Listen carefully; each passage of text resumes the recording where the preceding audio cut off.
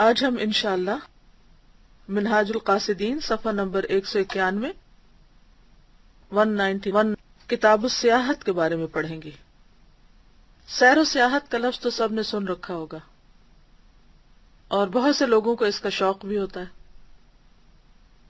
اور ویسے قرآن مجید میں جنت کا سودا کرنے والوں کی صفات میں سے ایک صفت سائحون بھی بتائی گئی، اور ایک اور جگہ سائحون کے ساتھ سائحات کا ذکر بھی ہے، یعنی خواتین کے لیے بھی ذکر ہے اس کا۔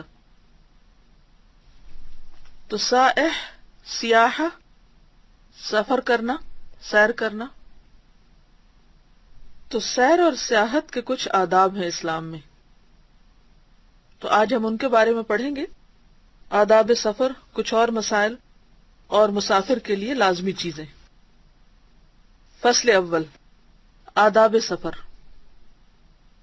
سفر ذریعہ ہے مرغوب چیز کی طرف پہنچنے کا یا ناپسندیدہ چیز سے خلاصی پانے کا، یعنی سفر میں انسان اپنی پسندیدہ چیز تک پہنچنا چاہتا ہے یا پھر ناپسندیدہ سے دور جانا چاہتا ہے۔ مثلاً اگر کوئی شخص لوگوں سے تنگ آ جاتا ہے تو کیا چاہتا ہے؟ کہیں دور دراز چلا جائے، مثلاً چائنا چلا جائے تاکہ اسے کوئی نظر نہ آئے، نہ کوئی اسے ستائے۔ اور سفر دو قسم کا ہے، ظاہری وجود کے ساتھ اپنے وطن سے سفر کرنا، یعنی اپنی کنٹری کو چھوڑنا، اور دل کی توجہ سے انتہائی پستی سے آسمانوں کی بادشاہی کی طرف جانا، یعنی ایک ذہنی سفر ہے اور ایک جسمانی سفر۔ جسمانی سفر تو ظاہری وجود کے ساتھ ہوتا ہے، جس میں انسان جس جگہ رہ رہا ہوتا ہے وہاں سے وہ نقل و حرکت کر کے دوسری جگہ چلا جاتا ہے۔ اور ذہنی سفر یا دل کا سفر کیا ہے کہ انسان رہتا تو اسی ماحول میں ہے، اسی شہر میں ہے، اسی گھر میں ہے، اسی علاقے میں ہے، لیکن ذہنی طور پر، قلبی طور پر اس کا دل کہیں اور ہوتا ہے، اور وہ زمین میں کوئی جگہ نہیں تلاش کرتا، وہ پھر آسمانوں کی طرف پرواز کرتا ہے۔ علامہ اقبال نے تو شاہین کے لیے بس پہاڑوں کی چٹانوں تک کے سفر کی بات کی تھی، لیکن انسان کی پرواز اس سے بھی کہیں آگے ہو سکتی، ستاروں سے آگے جہاں اور بھی ہیں۔ تو بات یہ ہے کہ اصل سفر پستی سے بلندی کا سفر ہے، اور اس پر سب لوگ اچھی طرح توجہ فرمائیں آج، کیونکہ مطلوب یہی ہے۔ امام ابن الجوزی کا طریقہ یہی ہے کہ وہ ظاہری چیزوں سے ہٹ کر یا ظاہری چیزوں سے آگے جا کر انسان کے اندر جو انسان کی روح ہے اس کی بلندی چاہتے ہیں، اور اس کو بلندی کی طرف لے جانے کے لیے وہ عام مشاہدے میں آنے والی چیزوں کو پس پش ڈال کر یا عام مشاہدے میں نظر آنے والی چیزوں سے آگے سوچنا اور آگے دیکھنا اور تصویر کا دوسرا رخ دکھانا چاہتے ہیں، اور یہی دراصل اس کتاب کا انداز ہے اور یہی ان کا اصل مقصد ہے کہ انسان اس ظاہری دنیا کی دلچسپیوں میں، زینتوں میں، رونقوں میں کھو کر نہ رہ جائے، بلکہ اس سے آگے کے جہانوں کو بھی نظر میں رکھے۔ جیسا کہ مومن رہتا دنیا میں لیکن اس کا دل دنیا میں نہیں ہوتا، اس کا دل آخرت میں ہوتا ہے، وہ کہیں اور رہتا ہے۔ دنیا کے لیے تو وہ اجنبی ہوتا ہے، غریب ہوتا ہے۔ دنیا کی کوئی چیز ایسی نہیں ہوتی جس میں اس کا دل لگے، کوئی چیز اسے خوش نہیں کرتی۔ یہ کیفیت اسی وقت ہوتی ہے جب انسان کے اندر اللہ کی محبت آتی ہے، آخرت کی محبت ہوتی ہے، اور انسان کی نظر بلند اور اس کے دل میں وسعت ہوتی ہے۔ تو یہ کہتے ہیں کہ دل کی توجہ سے انتہائی پستی سے آسمانوں کی بادشاہی کی طرف جانا، یہ ہے اصل سفر، اور یہ سفر بہت افضل ہے، کیونکہ اسی حالت پر ٹھہر جانے والا جس پر پیدائش کے بعد اس کی پرورش ہوئی اور اسی حال پر رک جانے والا جو باپ دادا سے تقلید سے اس کو ملا، کم درجے کو اپنے لیے لازم کرنے والا، نقص کے رتبے پر قناعت کرنے والا، اور زمینوں اور آسمانوں کی وسعتوں کے مقابلے میں قید خانے کا اندھیرا اور جیل کی تنگی قبول کرنے والا ہے۔ یعنی جو شخص صرف زمین سے چمٹ کر رہ جائے، جسے وَلَٰكِنَّهُ أَخْلَدَ إِلَى الْأَرْضِ، تو وہ دراصل کیا ہے؟ کم تر پہ راضی ہونے والا ہے، حقیر چیز پہ راضی ہونے والا ہے، ناقص چیزوں کو قبول کرنے والا ہے، کیونکہ دنیا ہے ہی ناقص۔ دنیا کے درجے انسان کو کتنے بھی مل جائیں، کتنے بھی گریڈ مل جائیں، کس بھی مقام پہ پہنچ جائے، کتنی بھی اس کی تنخواہ زیادہ ہو جائے، کتنا بھی بڑا مقام اور مرتبہ، نیم اور فیم اس کو دنیا میں حاصل ہو جائے، لیکن بہرحال وہ حقیر ہے، کیونکہ دنیا فانی ہے، محدود ہے، آخرت کے مقابلے میں اس کی کوئی حیثیت ہی نہیں، کوئی حقیقت ہی نہیں۔ لیکن افسوس یہ کہ بڑے بڑے ذہین اور عقل مند لوگوں کا حال یہی ہے کہ وہ کم درجے کو اپنے لیے لازم کر لیتے ہیں اور آخرت کی وسعتوں اور جنت کی راحتوں کے مقابلے میں دنیا کے قید خانے کے اندھیروں اور جیل کی تنگی کو قبول کر لیتے ہیں۔ میں نے لوگوں کے عیبوں میں کوئی ایسا عیب نہیں دیکھا جو ان لوگوں کے عیب کی طرح ہو جو کامل ہونے کی قدرت رکھنے کے باوجود ناقص رہتے ہیں۔ اس کو تو آپ اچھی طرح ہائی لائٹ کر لیں۔ ہم عام طور پر عیب کس کو سمجھتے ہیں؟ خامی کس کو سمجھتے ہیں؟ کسی کے اندر کوئی برائی کس چیز کو جانتے ہیں؟ مثلا کہتے ہیں اس کو سلیقہ نہیں، اس کو تمیز نہیں، اس میں اخلاق نہیں، اس میں یہ نہیں وہ نہیں، بہت سی چیزیں چنتے رہتے ہیں لوگوں میں کہ اس کو تو کچھ پتہ ہی نہیں، عقل ہی نہیں۔ یعنی ظاہری عیب جو لوگوں کے اندر نظر آتے ہیں، کسی کے لباس میں، کسی کی شکل میں، کسی کی گفتگو میں، کسی کی اور کسی چیز میں۔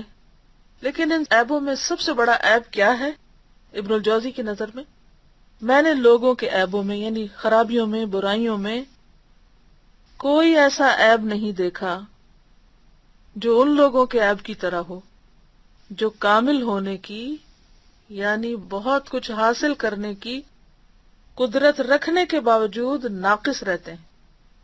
یعنی وہ جو کچھ اچیو کر سکتے ہیں، جو کچھ وہ بن سکتے ہیں، جو کچھ وہ کر سکتے ہیں، وہ نہیں کرتے۔ یعنی اللہ نے ان کے اندر جتنی صلاحیت رکھی ہوتی ہے، جتنی قدرت اور جتنی طاقت ان کو دی ہوتی ہے، جتنی نعمتیں ان کو دے رکھی ہوتی ہیں، وہ ان سے صحیح معنوں میں فائدہ نہیں اٹھاتے۔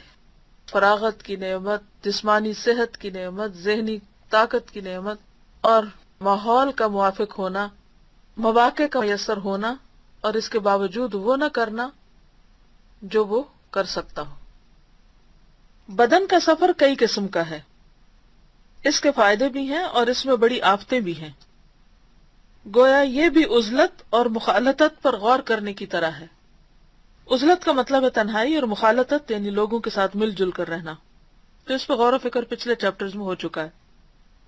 سفر کا محرک یعنی موٹو یا تو بری چیز سے فرار ہوگا، یعنی کوئی تنگ کر رہا ہے یا زندگی کہیں پریشان ہو گئی ہے تو انسان وہاں سے نکلتا ہے، یا پسندیدہ چیز کی طلب یعنی کسی چیز سے محبت اور انسان اس کے حصول کے لیے سفر کرے۔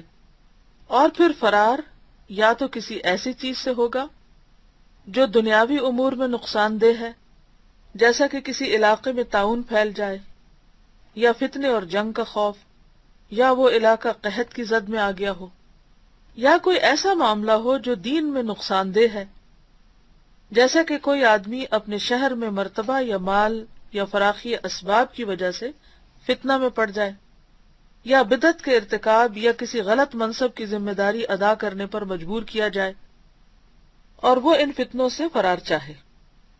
یعنی انسان یا تو دنیاوی نقصانوں سے بچنے کے لیے سفر کرتا ہے یا پھر دین میں نقصان سے بچنے کے لیے، اور دونوں کی انہوں نے مثالیں دی ہیں۔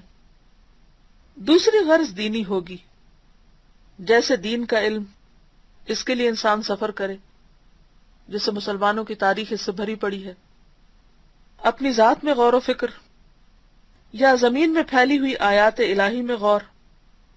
اپنی ذات میں غور و فکر کے لیے سفر کی کیوں ضرورت ہے؟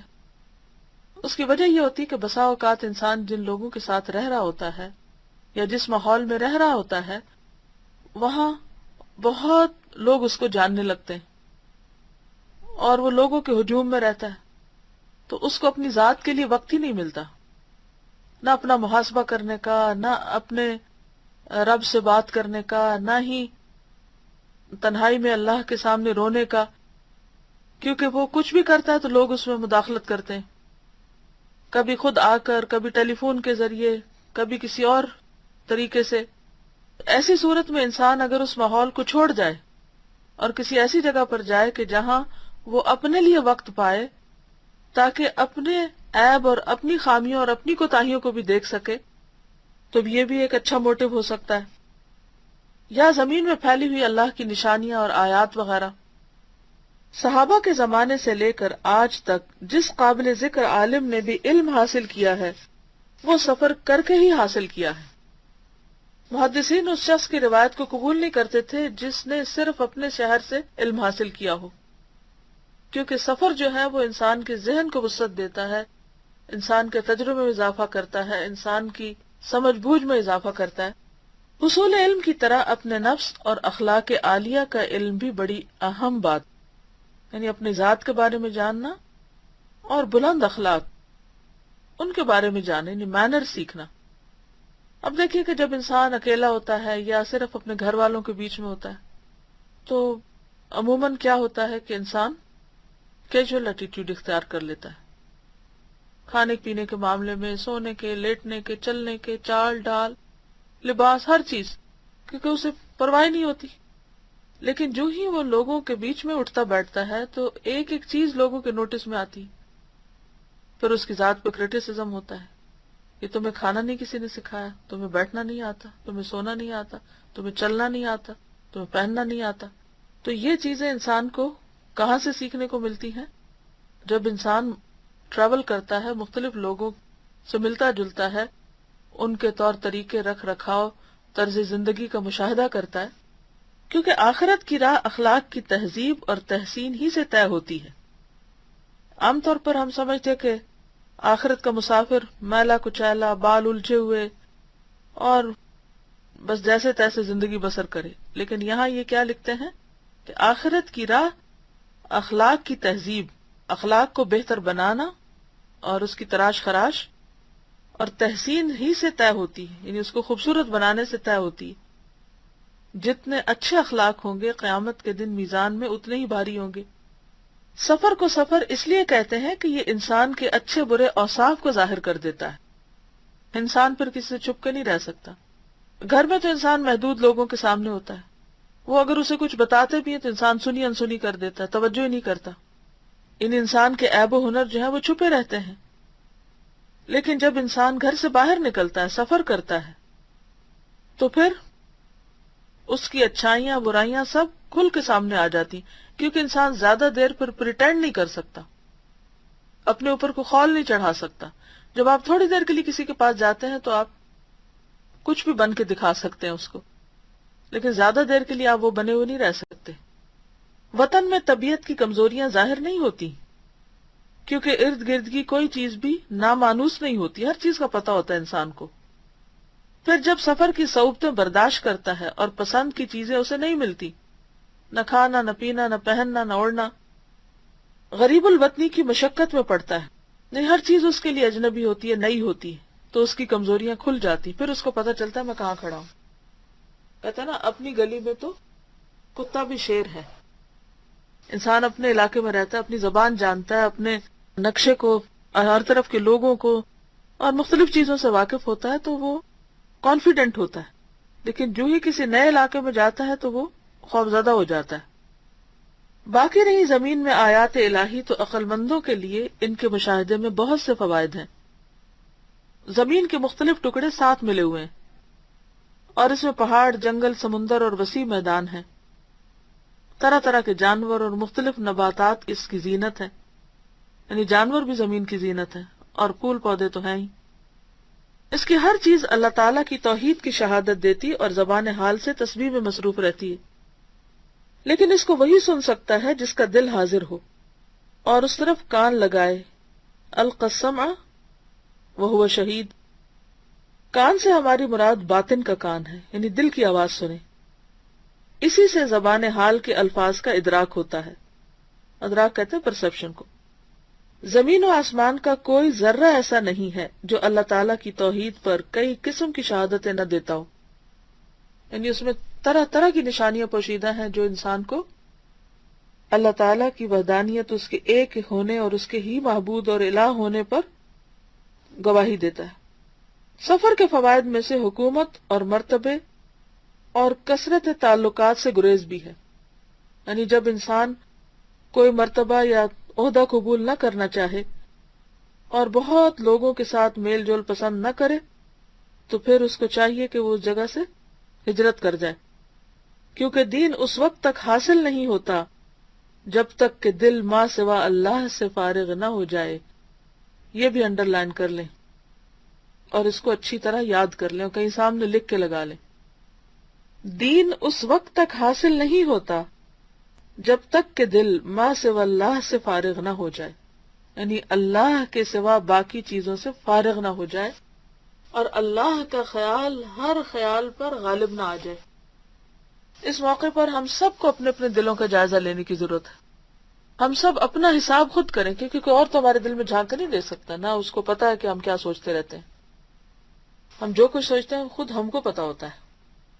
تو انسان دیندار کب ہوتا ہے؟